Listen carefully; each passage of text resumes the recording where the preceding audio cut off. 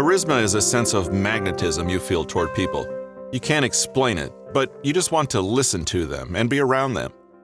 Most of our leaders and politicians are imbued with the gift of charisma, even if they sometimes act otherwise not qualified. It's a hard quantity to define, though in 2018, Tskhay and Zhu in Charisma in Everyday Life, Conceptualization and Validation of the General Charisma Inventory defined what's called the General Charisma Inventory, GCI. They identified a collection of 6 traits that were generally present in people deemed charismatic. The factors are as follows: has a presence in a room, has the ability to influence people, knows how to lead a group, makes people feel comfortable, smiles at people often, can get along with anyone. It's clear that the general trait of charisma is to have a large, positive impact on the people around you. Of course, just reading off that list of traits isn't helpful for our quest for likability because most of them don't tell us what to actually do. Thus, we come to a 2015 study by William von Hippel called Quick Thinkers Are Smooth Talkers, Mental Speed Facilitates Charisma, which provides a clear and instructive lesson that will make an impact on how others perceive you. As you might gather from the name of the study, his discovery was that speed of thought and dialogue was more related to people's ratings of charisma than many other traits, including being correct or accurate. In fact, if you were to prioritize one aspect of interaction, quickness would be highest rated.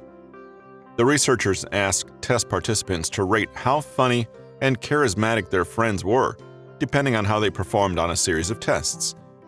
Friends of the participants were also present and observing the tests. In the first test, participants were asked to answer trivia questions given out in rapid succession. Afterwards, the participants' friends were asked to rate their friends who actually took the tests. Conventionally, you would assume that the friends of the participant would rate the participant more charismatic and funny based on how they conducted themselves and the presence they had in the room while they were taking the test. After all, we established that charisma is about some positive impact on the surrounding people. Maybe, like with the General Charisma Inventory, the participants smiled at everyone, got along with the researchers, and made people laugh. Isn't this our first indication of charisma? If not, perhaps they rated them on how well they performed on the first test. Intelligence is attractive, and attractiveness is an element of charisma, right? Perhaps humans are less shallow than we would expect, and we rate correctness and accuracy highly. Instead, neither of those factors mattered whatsoever. It turns out that charisma wasn't related to a positive impact on surrounding people, or accuracy, or the appearance of intelligence. What mattered most was how quickly the participants answered, the speed with which they took action. The friends of the participants didn't necessarily care whether the participant performed the task correctly. All they based their decisions on was speed. The study concluded that people tend to have a more favorable impression of you depending on how quickly you speak or take a position. It doesn't really matter whether you're correct, accurate, or maybe even sensible. So to appear charismatic, it's better to speak first and loudly, even if you have nothing to say, and even if you're speaking gibberish, to a reasonable extent. Slowly and correctly, while it may not be seen as negative, clearly won't have the overwhelmingly positive effect that acting quickly will have. People apparently tend to have a natural attraction to others who think on their feet, and it is seen as one of the ultimate expressions of someone desirable and charismatic. Of course, this is the same tendency that allows us to fall for people who are smooth talkers and conmen, the consummate used car salesman. If someone appears to have a speedy answer for everything, especially in a confident and assertive manner, then we find it appealing for some reason. Why might this be? Humans place incredible weight on perception. Speed is associated with intelligence and social acumen. Think about how we perceive people who are slow to answer, who make us wait, and need a joke explained more than once. Now, contrast that to someone who has snappy and witty comebacks and can rattle off jokes that we can barely keep up with. Indeed, we use speed as a proxy for intelligence and charm, and we tend to become enamored with those who speak quickly and confidently. We might also value speedier responses because it may seem that they're listening to you more intently and understanding you more quickly, and that is a special type of validation. Finally, perhaps we feel that speed is comfortable because it fits our image of what we think a charismatic person is, as depicted by leaders we have observed, romantic comedies, and the people we see on television. Overall, whether we deem someone charismatic is more of an emotional reaction than a logical one, so it makes sense that speed dictates it. We are pushed into assumptions based on split-second appraisals, and thankfully we can use this knowledge to our advantage. Speak first and speak quickly. You can always correct what you said after the fact. What's important is that you were able to say something quickly when prompted. When you're talking to people, make it your priority to respond in any way possible. Silences and lulls are your worst enemy. In many cases, the person probably won't care whether you have the right answer or not. They just want some type of answer or response. If you're overly concerned with giving a correct, accurate, or even perfect response, your charisma quotient will drop if it's done slowly. This is the same approach that will cause a singer to work on a song for 2 weeks, singing the same line in slightly different ways, while another singer will spend the same time producing 8 songs. That's simply not what matters in likability. A quick anything is better than a slow, accurate monologue. After all, isn't that what we see in movies and television shows? Flowing banter that is quick like a ping pong match? You might have to fight your mental programming to not speak in platitudes or speak just to make noise, but you should in pursuit of charisma. Speak first, and you can always backtrack afterward and correct yourself. Let me rephrase that. Or, going back to what I said, I have a different approach. You can also speak first, think through your thoughts out loud, and find your way as you're speaking. Well, see, that's an interesting point. What do I think about it? Good question. Here's what I think. It might be good, but it could also be bad because what's important is to create and maintain momentum. Keep that tempo, pace, and rhythm going by filling the silence and thinking quickly to be perceived as charismatic. A thoughtful response in a brief window of time is less important than you'd think, and mental speed is far more valued. Humans are emotional beings, and speed and confidence of presentation are always going to elicit a stronger emotional response than a well-thought-out answer. An easy way to be quicker is to practice free association. Open any book and blindly put your finger on a page. What word did your finger point to? Now, as quickly as possible, think of 5 words, things, people, places, concepts, or thoughts the word makes you think of, without filtering. Then, repeat the process with another word. The ability to pivot from topic to related topic is the backbone of flowing conversation. Your speed of thought will increase greatly, and you'll be a verbal ping-pong master when you improve at free association. The researcher von Hippel perhaps summed it up best. Although we expected mental speed to predict charisma, we thought that it would be less important than IQ. Instead, we found that how smart people were was less important than how quick they were. What's so funny?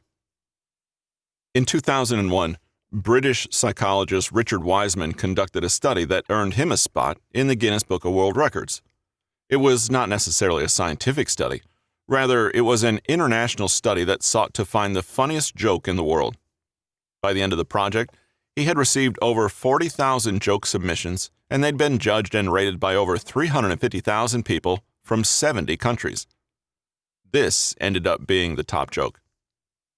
2 hunters were out in the woods when one of them collapses. He doesn't seem to be breathing, and his eyes are glazed. The other guy whips out his phone and calls the emergency services. He gasps, "My friend is dead. What can I do?" The operator says, "Calm down. I can help. First, let's make sure he's dead." There's a silence. Then a shot is heard. Back on the phone, the guy says, "Okay, now what?"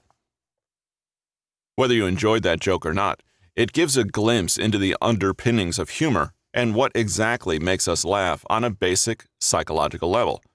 As it happens, the joke about the 2 hunters plays on one of the most well-known theories of humor, which we'll cover shortly. Traditionally, there are three theories of humor, and they are all older than you would expect. The first theory on humor is called the Superiority Theory of humor, and was mentioned as early as Aristotle and Plato in roughly 300 BC. It's finding humor in the misfortune of others, and therefore our own superiority, that we would not fall victim to said misfortune. We laugh at others because we see the differences illustrated between us. This is also related to Schadenfreude, which is a German word roughly translating to enjoying the misfortune of others. This theory is easy to see in action. You can reliably find it in your local ice skating rink as you watch people flail about and try to keep themselves upright. The second theory is known as the relief theory of humor, which states that humor comes as a result of the release of psychological tension. Herbert Spencer, in The Physiology of Laughter in 1860, postulated that we are always in a sort of nervous state, and laughter is the constant feeling of relief at feeling safe and having a pleasant outcome.